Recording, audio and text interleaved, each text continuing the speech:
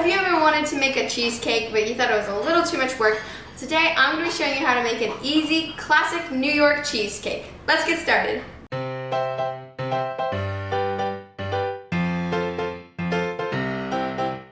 So we're going to start with the graham cracker crust, which is the best part.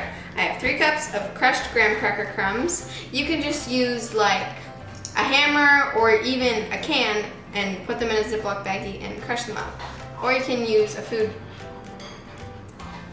what is it called? Or you can use a food processor to crush them up. And then I'm going to add in 9 tablespoons of salted melted butter. And I'm going to add in 4.5 tablespoons of sugar. And just mix it all together.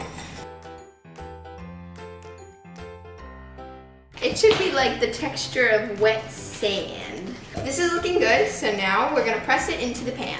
Okay, I'm using an 8.5-inch springform pan, so this is what you normally use for cheesecakes because it releases, which makes it a lot easier. And I'm just gonna pour it all in.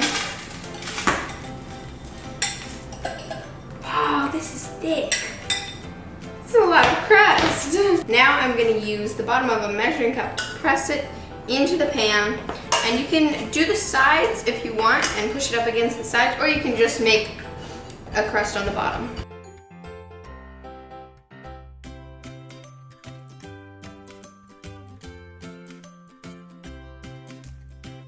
Okay, I'm finally done pressing on my graham cracker crust. I'm not going to do a side crust because it takes a lot more time and effort, and this is an easy cheesecake. So we're just gonna make the bottom crust extra thick.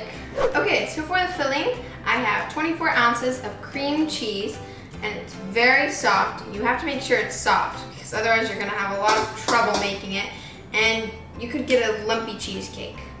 All right, I've got my cream cheese in my mixer, and I'm going to beat it.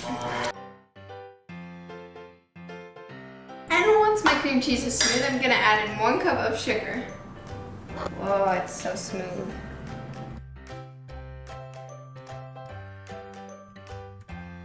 Now I'm gonna scrape down my bowl. Now I'm gonna add in 3 eggs one at a time. Make sure your eggs are room temperature when you're adding them. A great way to make sure your eggs are room temperature is to put them in a bowl of warm water and let them sit until you're ready to use them.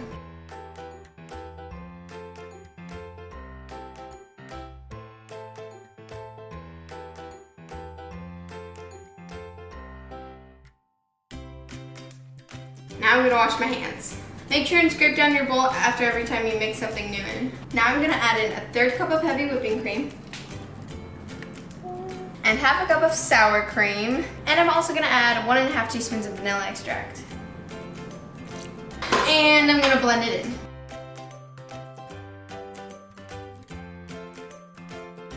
Now we're done making the cheesecake filling. That wasn't too bad, was it? I took it off my stand mixer now, and I am going to scrape down the sides and the bottom and give it one more mix with my spatula to make sure everything is mixed in. Now just pour all of the filling on top of your graham cracker crust.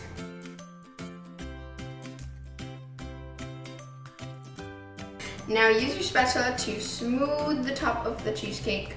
And another way to do this is by shaking it back and forth. So it's nice and smooth. And now I'm going to bang it on the countertop a couple times to get out any air bubbles.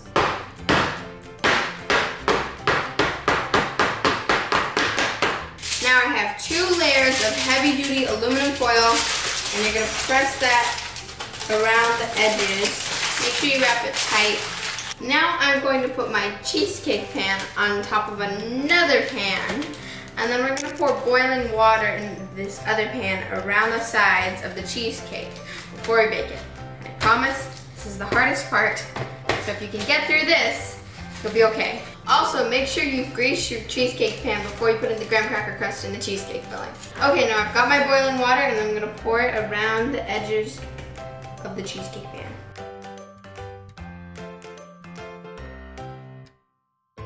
Alright, my oven is preheated to 325 degrees Fahrenheit, and now I'm going to bake this for about 1 hour and 20 minutes, or until the middle is slightly jiggly and the edges are like golden brown and they're set. Then after it bakes, turn off the oven and slightly open the oven door and just leave the cheesecake in there to sit This will help it slowly cool down so that there's no cracks. Then chill it overnight or for at least 8 hours.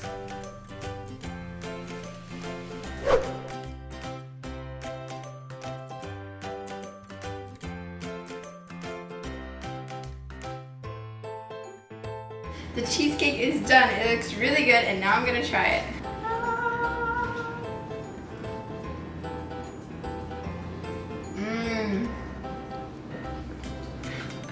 This is the best cheesecake I've ever had. And it took a while with the chilling and everything, but it was definitely worth it. Well, thank you so much for baking with me today. Let me know if you, I already did my egg yesterday. Okay, bye. Thank you for baking cheesecake with me today. Let me know if you ever try and make it at home. A great way to make your eggs room temperature is by putting them in a bowl of room water and letting them sit. A bowl of room water. Did I say room water? Okay.